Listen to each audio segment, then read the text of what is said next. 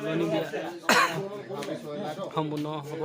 কাইলৈ বিয়া তুলিব, সেইবাবে মাছ গৰখীয়া ৰাইজে লাগি মাছ কাটিছে, মাংস কাটিছে।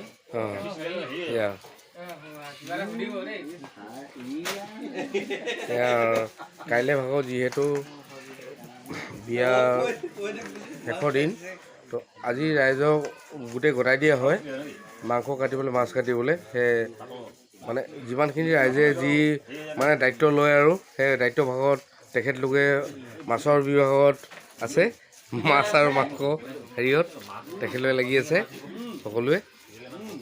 সেইখিনি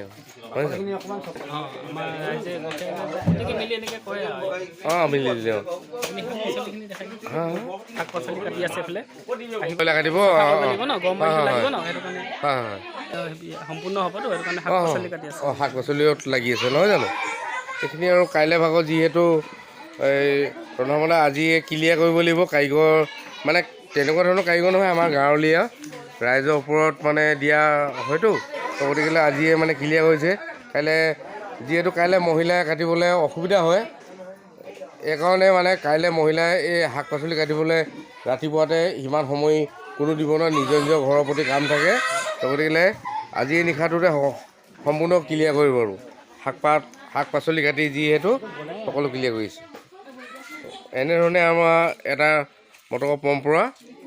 তুলনি বিয়া আগদিনাখনতে সকলো ৰাইজক গোটাই দিয়া হয়, ৰাইজে নিজে নিজে লাগি ভাগি কামবিলাক নিজৰ দায়িত্ব পালন কৰে।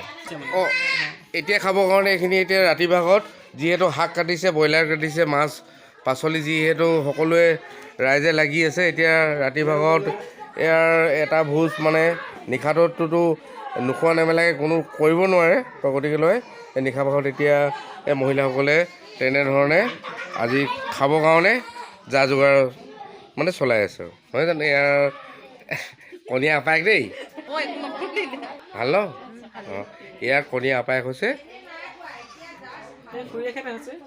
ইয়াৰ খুৰীয়েক ন। ঠিক আছে। তামোল এখন দিছে, তামোল এখন লৈ লওঁ, তাৰপিছত বাকীখিনি আৰু পৰ্যায় পাছত আপোনালোকক গোটেইখিনি দেখাই আছোঁ।